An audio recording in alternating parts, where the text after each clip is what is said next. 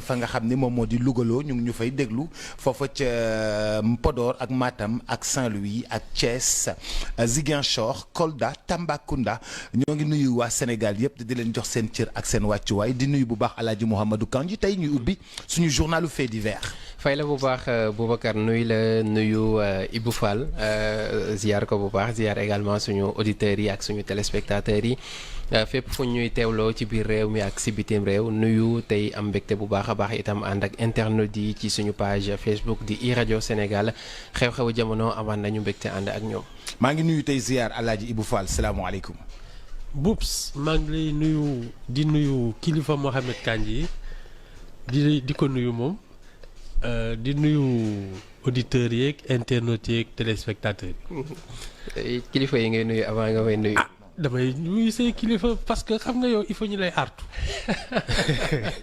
nga xam ne am na fu ma la téye. pourtant bàyyi naa tànc bi loolu. bu bëgg a sax seede na wàññeeku na waaw moom gaa wàññeeku na moom. waaye xam nga deux précautions avalent mieux qu'une. tey dañuy ubbi journalu fait divers bi. bu ñu ubbee journalu fait divers bi dañ la koy jox rek Mouhamadou Kandji nga daal di dérouler ñu ne bismillah. mais laajoo Ibou Fall ana noo koy tuddee sa femme takku suuf bi. sa femme d'en bas. Sa femme de sous-sol. De sous-sol sa femme de sous-sol takku suuf. waaw takku suuf femme de sous-sol dina fay facture am bi. kan nga Oumy Ndour. waaw. non ñoom ñaar bokkuñu ci avis nag. bokkuñu ci avis. non je ne pense pas. mais parce que xam nga fan yi moom moo nekk c'est l'une des grosses actualités yi nga xamante ni moom moo fi am si facture courant bi. Le coût d'ailleurs parce que ñu ci bëri dañ jàpp ni dafa cher ba jéggi dayoo ba tax Oumy Ndour lancé woon benn pétition moom moo ko porté woon am na ñeneen ñoo xamante ni yokk nañ ci ginnaaw Cheikh Gueye si je ne me trompe ci la bokk ak ñu bëree bëri alors objectif yi moo nekkoon am 31 000 signatures dem nañ ba keroog man bi ma si mujjee woon a am ñu ngi woon ci 34 000 et quelque loolu samedi la woon ba bi ñuy dem di déposer ji li nga xamante ni moom moo di pétition bi foofee ca Sénélec rencontré ki nga xamante ni également moom moo di directeur général bi waxtaan ci yokkute courant bi nga xamante ni ñu ci bëri nemmeeku nañ ko mais également compteur woyofal yi nga xamante ni ñu ci bëri aussi dañ jàpp ni dafa bëri ak ay jafe-jafe ak surtout tranche yi nga xamante ni maîtriser wuñu ko bu baax a baax kenn maîtriser wu ko. voilà question wu tranche yi loolu aussi beneen débat la donc gis nañu ko également bërki dem mu def live que ni dañ ko indil moom Oumy Ndour lii di bon de coupure ci facture bi nga xamante ni amee woon na ko donc mu nekk débat boo xamante ni ba tey mu ngi des surtout ci réseaux sociaux yi. débat bi mooy courant bi dafa cher. courant bi dafa cher. waaw que ni Sénélec am na daal loo xamante ni wax ñu ko bon là aussi ñuy fàttali ne.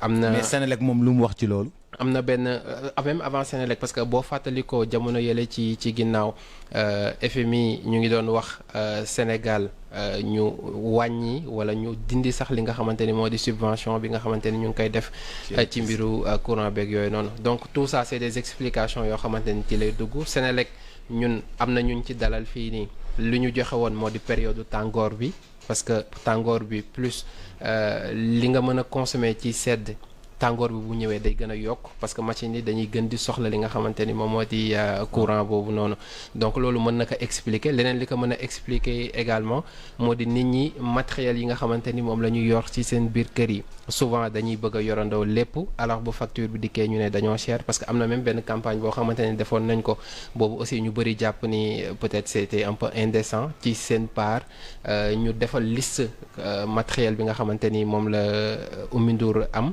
mais ci ginnaaw gi également gis nañ réaction yi nga xamante ni moom moo ci am donc daal le débat yi là facture yi cher na et mu jëm aussi ci yokkute mburu bi parce que ñoom bokk na dañuy njëkkee courant bi balaa ngay ñëw ci mburu bi Alaaji Ibou Fall noo gisee yokkute courant bi man daal xam naa ne léegi ma génn dëkk bi abale bul dem Nicaragua de imam yi dem nañ Nicaragua jiitu nañ la bul dem Nicaragua non ma dem Panama parce que lan moo tax nga bëgg a génn dëkk lan moo tax nga bëgg a génn non parce que tu sais man je pense que je ne réfléchis pas un peu comme mes compatriotes Mohamed oui pour moi le seul vrai combat c'est de payer ses factures c'est de payer sa facture man ak lu mu cher ah ouais tu sais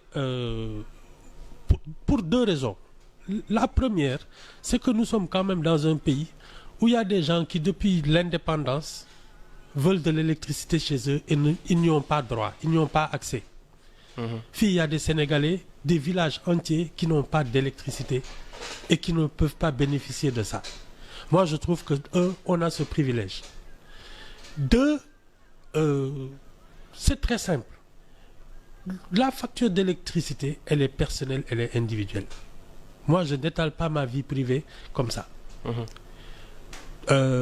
Tous les bimestres, tous les 2 mois, si je me dis les factures, souvent quand j'ai mais non, mais il faut reconnaître que c'est ce que tu consommes. Mënoo dugg ci benn restaurant commander plat yi gën a neex lekk ba reg ñu indi la addition bi nga ne entrée la plat de résistance ak dessert laal café non des na chocolat waaw yooyu yëpp ñu indi la addition bi nga ne ñi ce sont des escrocs. Moi je mais qu'est-ce lan ngay entendre foofu. Mais quand tu consommes un service, tu as un contrat avec la Sénélec, elle te fournit ce service. Boups. Hein? Sauf si tu ne leur fais pas confiance, en ce cas, nañ arrêté. buñ la fournir nga def sa solaire wala def la neex.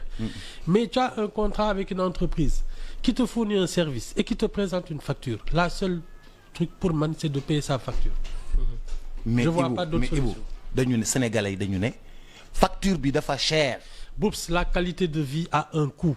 waaw man nag fanaan ci climatiseur. jaral na ma facture xaaral fanaan ci climatiseur jaral na ma facture bi nu mu toll ma fay ko. Boups soo bëggul fay. yow sangu ci chauffe-eau. soo bëggul fay essence bu bari. waaw 2 chevaux ngay wut. soo dawalee Mercedes 4x4 xamal na ne sa facture essence day bari. Tu as au moins 15 000 par jour. C'est ça. 15 000 par jour. Chacun a un train de vie. Il faut l'assumer. 4x4 Mercedes ba pare taal climatiseur bi. Mais il faut fi nga ko bëgg a tënk mooy tout choix a un coût. Mais bien sûr yow bëgg nga am soo nekkee sa kër. bëgg nga am micro-ondes bëgg nga am machine à laver bëgg nga am frigidaire congélateur télévision climatisation ak lu ne. climatisation bi mu fanaan. waaw ak beneen affaire bi nu mu tuddati chauffe-eau. waaw. fanaan si clim yow ci chauffe-eau. man j'aurais. mais Ibou loolu jar na lu ne. non faut ci kii jar na lu ne. je comprends que mu am ay coupures te ñun on a un contrat pour que notre électricité soit là en permanence. loolu jar na xataraayu. nous on a un contrat, vous nous devez de l'électricité. Si vous ne le faites pas, ça mérite qu'on s'en indigne. Mais nag un service il se paye. Mais foofu aussi il faut ñu différencier ñaari points yi parce que man gis naa ñoo xamante ni peut-être li jafe-jafe bi dëgg moo di dañ doon nemmeeku par exemple mois yi facture yi ñu leen mujjee indeel entre 50 et 100 000 lañ doon fay ñu xëy suba indi leen facture 200 000 wala 400 000 donc loolu lan moo ko war a mën a expliquer est-ce que ci tàngoor bi kese lañ ko mën a tënk loolu. Point la déglu naa également réponse bi ci waa Sénélec joxe que ni cas boobu noonu bu amee am na procédure boo xamante ni moom nga war a mën a topp muy réclamation que ni kat peut-être yaa am na loo xamante ni normalul ci sa biir kër bu ko defee ñoom ñu mën ci indi ay réponses mais maintenant ci li ngay consommer ci loolu laay fay est-ce que dafa cher njëgu kii bi cher na ñëpp xam nañ ni tout est devenu cher te loolu du fii rek ci Sénégal ci àdduna bi maintenant nees la ñu mën a def pour que mbir mi mën a allégé wu ci population yi nekkul question de wàññi mooy li ñuy wax tous les jours question pouvoir d'achat la parce que facture bu ñu la doon indil facture 1 million et que ci sa biir poche am nga loo mën a fay 1 million yooyu noonu le problème ne se poserait pas. Moi je pense que vraiment le seul vrai combat à mener c'est de bien gagner sa vie pour payer ses factures. C'est exactement ça, pouvoir d'achat. De bien gagner sa vie pour payer ses factures. Man loolu laa fi gis non boups man dama fekkee Coca-Cola 25 francs. Coca-Cola 25 francs. waaw ba tey Coca-Cola mi ngi ci 500 francs te ñëpp a ngi koy jënd. non mi ngi ci 700 da nga fekkee Coca-Cola 25 francs ba tey Coca-Cola mi ngi ci 700. bi may jàngi les bus là. waaw hein waaw. Le ticket de bus coûtait 25 francs. Sotrac bii. waaw le ticket coûtait 25 francs. àddina bi tu sais on ne peut pas aussi demander à avoir une meilleure qualité de vie sans pour autant qu'il n'y ait pas de coût. Meilleure qualité de vie da ànd ak coût. C'est ça le développement. Fanaan ci climatiseur. dëgg bi. mooy gagner sa vie de telle sorte que tu peux payer tes factures. fanaan ci climatiseur. yeewu sangoo ndox mu tàng ci chauffe-eau. waaw. tàngal sa ndekki ci micro-ondes. cafetière électrique. xaaral ma ñëw tàngal sa ndekki ci micro-ondes. télé bi di tàkk. waaw. télé bi di tàkk. toute la nuit. waaw. boo yeewoo 7-6 heures du matin nga ne man fay ma sax télé bi. liñ ci branché yëpp di tàkk. lampe yëpp kay di tàkk. lampe yëpp di tàkk pour plus de sécurité lampe bi nekk devant day tàkk lampe bi nekk ci mbedd bi day tàkk lampe bi nekk ci derrière day tàkk. c'est ça. hein c'est ça. pour loolu yëpp après loolu yëpp pour yow dafa am coût. ah oui soit jaral na la ko nga fay soit jaral la ko nga dindi say appareil yëpp débranché leen. waaw mais Ibou ñun benn problème rek la ñu am. problème bi ñu am mooy mois bële passé. ñu ngi woon ci 100 000. waaw mois bi ñu ngi ci 200 000. boobu ku nekkoon ci 400 000 yaa ngi ci 800 000. mais loolu. c'est le coût de la vie hein. Moi je considère que la Sénélec c'est une entreprise légalement constituée. A priori ce ne sont pas des escrocs, je leur fais confiance. ah yow da ci li ñu lay présenté. dañ lay ne par exemple poste yi bu ci nekk lii lay kii mais attends. mais non ku am G la yaa ngi def 15 000 francs par jour. waaw weer bi 450 000. waaw. soo amee deux chevaux. waaw yaa ngi def 1000 francs par jour. non 1000 francs par jour. voilà weer wi 30 000. c'est exactement ça. Si tu peux payer que 30 000 francs de carburant jëndal 2 chevaux. di daw mu naan oto bu naan non Ibou Fall neexuma c'est que Ibou Fall bu Oumy Ndour jaaree nii mu jaar ne. sëyu ñu quoi ñoom ñaar sëyu ñu ànduñu. en tout cas mais xam moi naa du moom mooy fay facture bi kon du moom mooy fay facture bi. mais aussi li mu wax am na si loo xamante ni lu ñu mën a jàpp la mooy que ni tey am na yenn dund yoo xamante ni boo ko bëggee benn train de vie bi dafa ànd ak coût mooy comme li ñuy wax rek tout choix a un coût. maintenant mbir mi cher na d'accord te loolu àdduna bi yëpp la tey maa ngi xool boo demee ci yenn dëkk yi même éclairage public bi dañ dem ba ni telle heure bu jotee dañ koy couper parce que. dafa am mooy coût bi ñuy wax dafa am loo ciy fay léegi ñun aussi ci biir suñu biir kër yi di nga gis ñoo xamante ni déjà choix ci matériel yi ñuy def ci biir kër yi loolu dafa am solo parce que am na matériel yoo xam ne dañuy consommer bu baax a baax. mën nga ko jënd te ñun xamuñu ko waaw te ñun xamuñu ne machine yooyu day consommer bu baax a baax. machine à laver. yooyu yëpp xam nga ku daan fóot suba ba ngoon. léegi ñu ne dugal ko fii 10 minutes nga fóot ci courant bi. mu ngi noonu donc yooyu yëpp c'est da ngay jàpp ni xëy na privilège la mais privilège boobu noonu am na yeneen yu am ci ginnaaw. donc yooyu am ci ginnaaw mais boo ko xamul expliquer wuñ la ko souvent xeetu malentendu yi ni lay jël mais nag wax que ni dund bi dafa cher ak yooyu loolu moom vraiment c'est enfoncé. mais dama lay dollil balaa Ibou Fall di jël boo demee sur les Champs-Élysées à Paris café taasu café c'est moins d'1 euro. xam nga c'est moins si jarul 650 550 c'est moins de 550 fii Dakar laa wax boo duggee ci restaurant la tasse café c'est 2500 comment la tasse de café peut être plus chère à Dakar qu'à Paris moo lay wan ni Dakar ci capitale yi gën a cher la bokk tasse café 2500 France Champs-Élysées rafet nga ñëw toog aj say tànk moins d'1 euro fii 2500. waaw même loolu am na benn étude même bu ko génnee bëgguma dog Ibou Fall yaa récemment waa ngi jégal récemment am na benn étude bu classé Sénégal comme la ville la plus chère ci Afrique de l'Ouest yi nga xamante ne ñoom ñoo ko jiitu woon sax instant bi Sénégal raw na leen muy ci côté yëpp tey boo jëlee loyer nga jël côté lekk bi nga jël côté naan bi parce que ñu ngi wax facture courant yi mais loolu même mbir bi la ñuy wax également ci facture ndox yi donc tout est devenu cher moo tax mbir bi comme ni ma ko waxee woon sànq du question wu wàññi parce que luñ ci wàññi après nguur gi moom moo ciy dugalaat xaalisam ci ñun lay dellu siwaat donc solution bi lan la moo di fexe ba nit ñi di am lu ñuy fayee am bu ñu lambee seen poche lu facture cher ñu mën ko fay te am lu ñu desal confort daal dafa am njëg Ramatulaay moom mooy mbir mi. man xam nga waxuma la sax que l'effort de gagner sa vie parce que aussi c'est pour payer ses factures.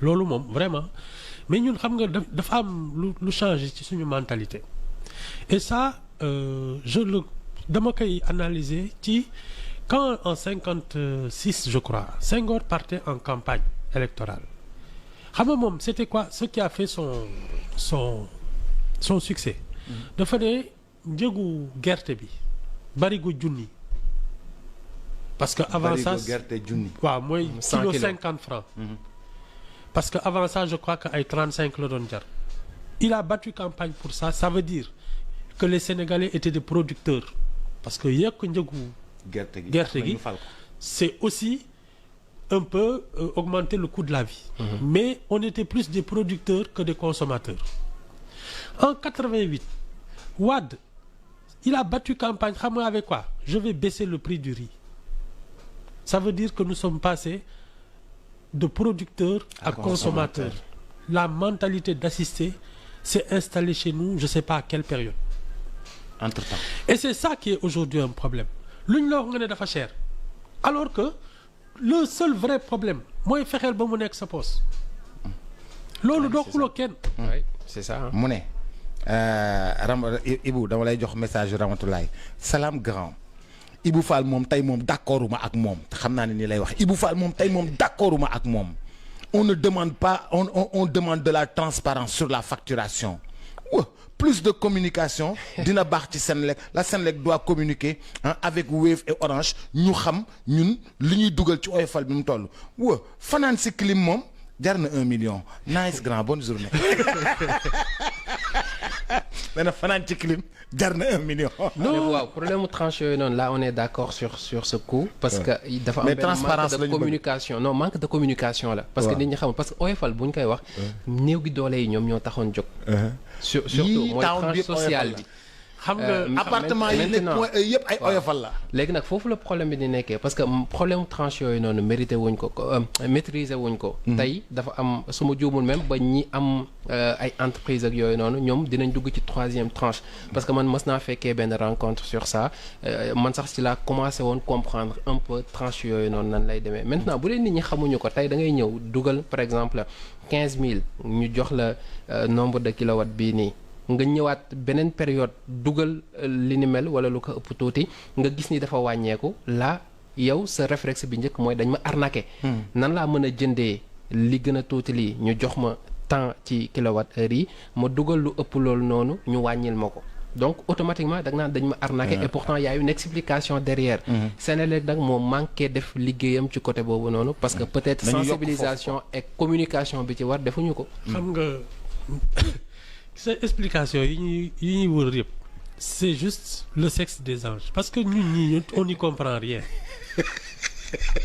non mais nañu waxante dëgg on n'y comprend rien xam nga ñun lan mooy suñu problème on cherche le sexe des anges waaw ñun lan mooy suñu problème courant baa ngi ñëw mën nañ ko fay ay fii la parce que on va finir par demander à la Senelec de nous expliquer comment on produit de l'électricité ba mu yegg si ba suñu kër. waaw jóge seen. parce que non ci loolu la ñuy mujjee yéen fan ngeen di jëlee kii est-ce que diwlin bi yokk na ci rek da ngeen ciy def ndox ak xeer ngeen di ko defar rek. béton. waaw mais ça ne nous intéresse pas. Ce qui nous intéresse c'est la qualité du service. Maintenant quand on te produit un service de qualité mais boups tu payes. mais c'est que lu ma comprendre gis nga 2012. 2011 2012 bi courant bi coupé non bi courant bi coupé 2011 2012 affaire yi di riir ci dëkk bi c'est ça chaque 5 minutes ñu coupé c'est ça ñu ne Senelec di dàq fi Ablaye Wade xam nga loolu ci li fi jëlee Ablaye Wade loolu ci la bokk mouvement boobu yooyu la Y'en a marre ak yooyu noonu ñuy dem wër di toj agence yeeg yooyu léegi ñu jox leen courant bu doy courant bi coupé tout lu bëri ngeen ne dafa seet non c'est le sexe des anges qu'on cherche oui lu tax kii non dañuy wax rek c'est de la mauvaise foi tu sais lan mooy dëgg am naa un contrat on me fournit une prestation je paye si je suis de bonne foi boops mënoo dem ci benn restaurant commander li fa gën a cher ay caviar ak yooyu. ñu wax nga naan leen mais man pourtant omelette mënoon ngeen ma ko jox.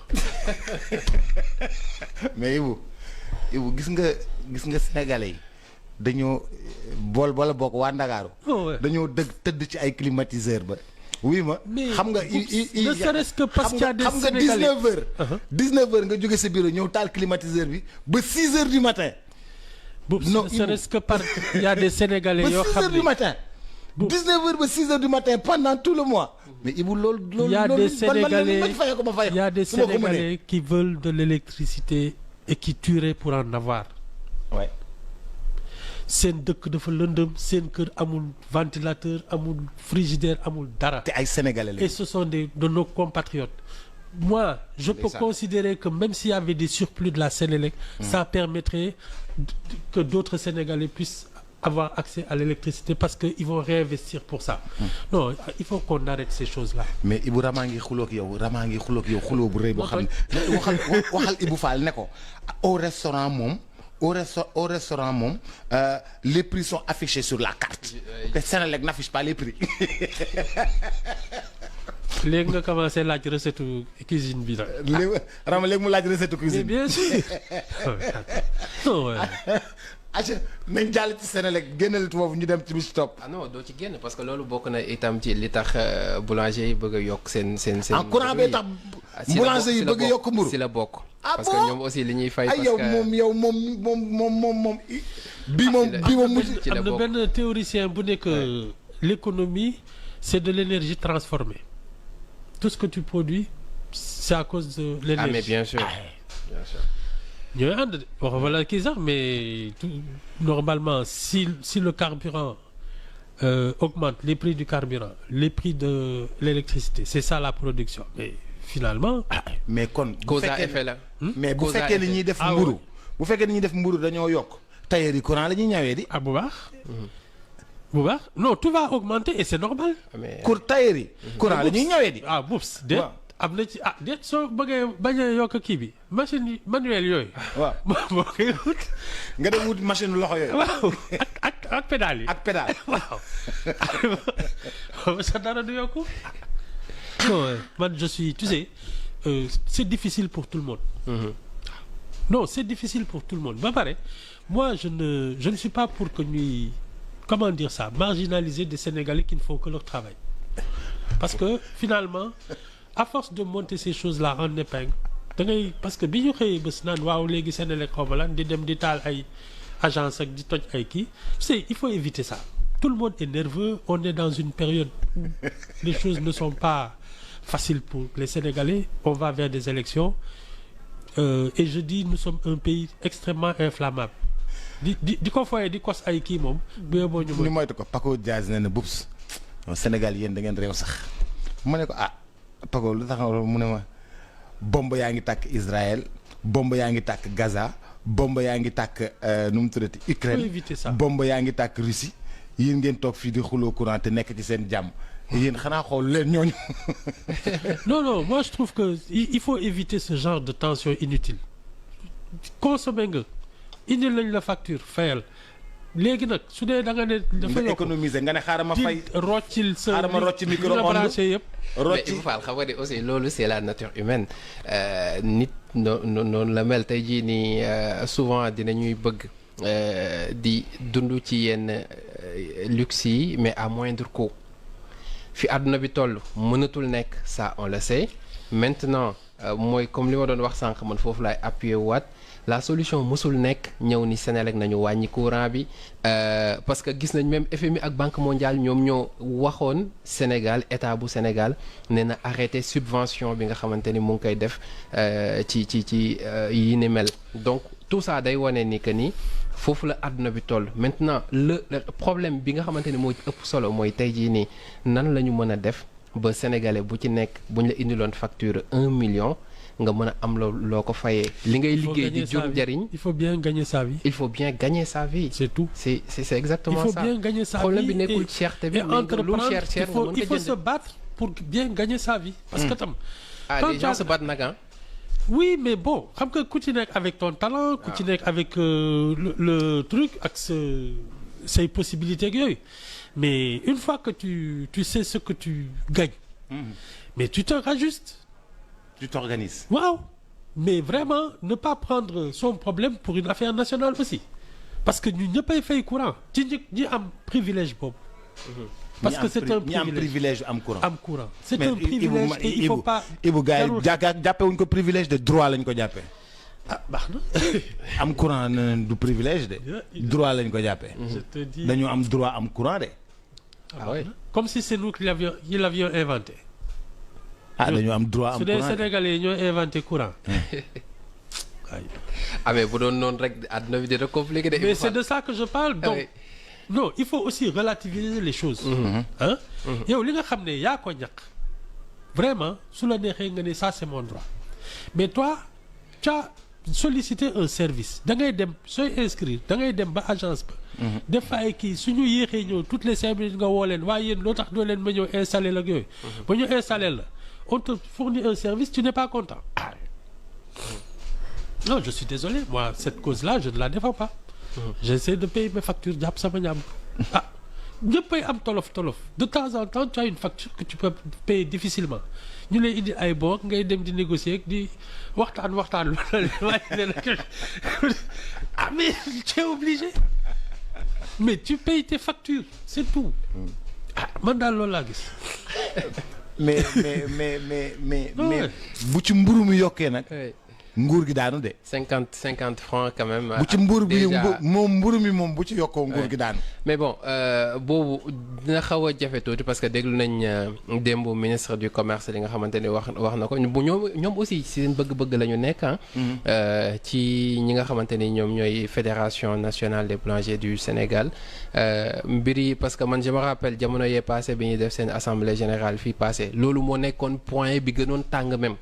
ci daje boobu noonu muy facture électricité yi ak question wu tranche yi ba tey parce que ñoom dañuy dugg si je ne me trompe si 3e tranche bi et que boobu noonu c'est beaucoup plus cher buñ ci boolee question wu blé bi ak fi àdduna bi toll boobu itam day gën di métti maintenant déjà mburu mi ça pose problème fii nii parce que ñu ci bëri ñu ngi interroger wu ci kilo bi ñu leen di jaayee à 175 francs ci ñi nga xamante ni ñoom ñoo yor kër yi également c'est déjà assez compliqué bu ñu ko bëggee yokkaat 50 francs nag surtout ci jamono bii ñu toll bu boobaa moom disons que ni dinañ frôler catastrophe.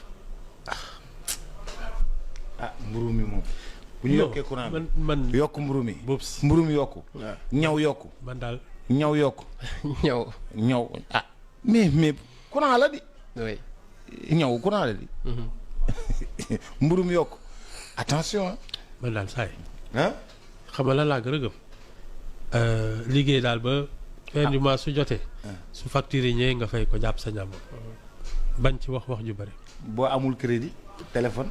nga muñ nga yuuxu. nga bañ a téléphoné xaar internet woote WhatsApp. voilà c'est ça. kenn mësta gis loolu. non tu sais. beaucoup plus facile à dire qu'à faire nag non xam nga parce que tam ku ci ne. yëg nga ne le coût de la vie maintenant ku njëkk a yuuxu da nga ragal.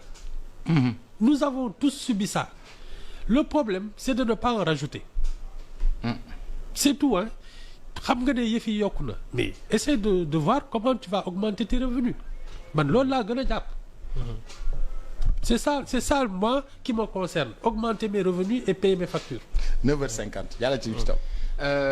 bon xanaa ñu ñëw si tuuti politique bi ak Ousmane Sonko bi war a reprendre grève de la faim. bi war a reprendre wala bi reprendre. war a reprendre pour mesure de prudence man foofu laay kiiwee parce que son avocat bien vrai que ni avocat moom moo ko wax maître Ciré Clédor Ly ci benn poste boo xamante ni liir nañ ko ni ki démb moom mu jàpp ni day tàmbaliwaat lii di grève xiifal bi ngir soutenir ñi nga xamante ni ñoom ñoo di militant bi ñu téye ci kaso bi depuis boobu yàgg na et que ñoom li nga xamante ni moom lañ doon def du lenn lu dul wane li nga xamante ni moom moo di seen naqar ci dëkk bi ñu jàpp leen tëj leen ci kaso bi depuis boobu ñu ci bëri àttewuñ leen et conditions yi ñu nekkee métti na donc moom en tant que leader ak président ex-Pastef bi nga xamante ni moom moo fi nekkoon dina tàmbaliwaat grève bu xiifal bi ci bu ñu sukkandikoo ci ñi nga xamante ni ñoom ñooy layal Ousmane Sonko. grève de la faim moom. ah wóorul de te ñoo bañ a duggati ci grève de la faim rek ñu comme ñi ngi combat en justice. ñëpp ngi combattre ci justice ñoom ñi ngi combattre justice ah nañu combattre justice rek bañ a dugg ci grève de la faim wóorul de lu ne xaj na ci. yàlla sama yoon nekku ci non magum jëm bu toog ne du ma lekk waaye sama yoon nekku ci. waaw Ibou bul wax mais Boubs wax ci mu lekk rek. le même c'est le même principe que l'histoire de l'électricité. Il y a des gens qui ont des problèmes pour s'alimenter régulièrement dans notre pays, des problèmes de pauvreté, ne serait-ce que pour ça. Respecter ça bañ a fooyee jël ay affaire u lekk di ko def une arme politique parce que il y a plein de Sénégalais qui ont ces problèmes alimentaires da ngay xëy bés tu n'as qu'un seul repas et tu te bats pour l'obtenir. yow nga ne tu peux manger 4 fois dans la journée nga ne non man vraiment comme dañ ma def lu ma naqari du ma lekk mais attends sa affaire là moi ça ne me concerne pas. non sama yoon nekku ci magum jëm bu toog ne du ma lekk nga yow. sama yoon nekku ci Boubacar doo wax ak Ibou Fall. non Ibou Fall dafa xaw a kii de métti de. non tu sais les histoires d'alimentation dans un pays comme le nôtre se développent même dans les pays riches il y a des gens qui galèrent des clochards ak yooyu. dañuy toog ci mbedd mi du ñu am lu ñu lekk di yelwaan ak yooyu. Quand tu penses à ces gens-là tu dois respecter la nourriture. Ali manque de respect à la nourriture là. Et aux gens qui se battent tous les jours pour avoir de quoi manger. dafa mel ni man ma toog fii tey de vraiment le CFA là ça m'emmerde jël benn liaasu 10 000 francs taal alors qu'il y a des gens qui galèrent pour l'avoir. Tu brûles de l'argent comme ça en public. C'est ce genre de mépris des gens, cette manière de penser que on est au-dessus de tout et de tout le monde.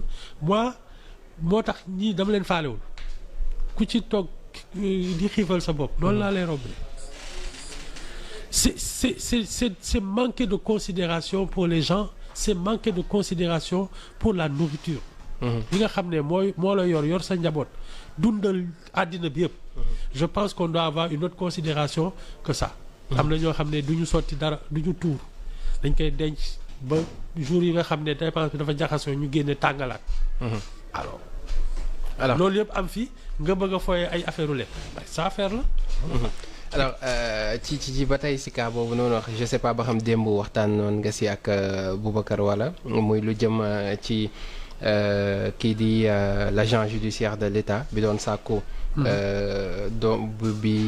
doon sàkku ñu neenal décision bi nga xamante ni voilà Sabassy Faye jëloon na ko ci tribunal bu Ziguinchor mais démb dañ toog ba mu yàgg liñ mën a tuddee coup de théâtre am parce que dafa désister ci li nga xamante ni mu ngi ko doon sàkku nan nga jàngatee loolu. Ils ont peut-être changé de stratégie.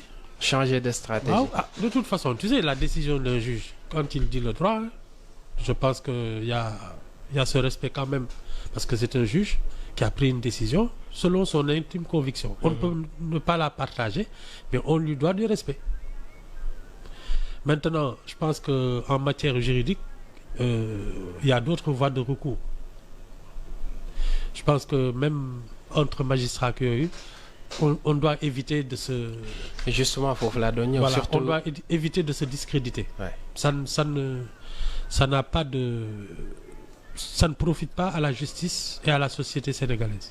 Mais il y a d'autres moyens de revenir sur une décision qui ne lui convient pas. Des appels, des voilà ay kii mais discréditer un collègue je pense que c'est pas élégant.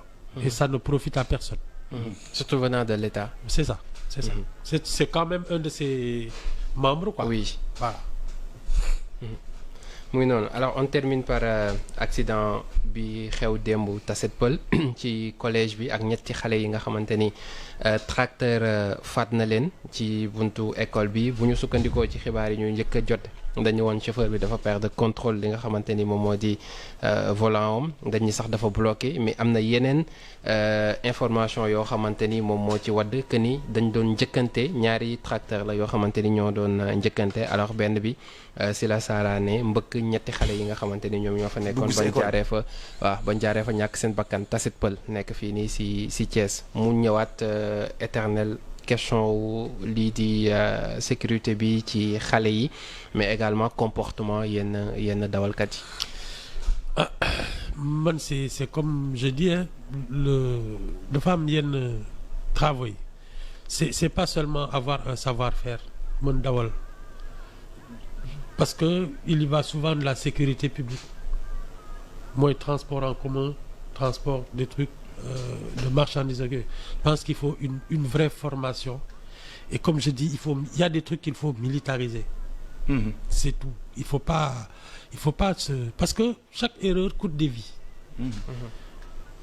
Quand tu as une certaine formation de rigueur de discipline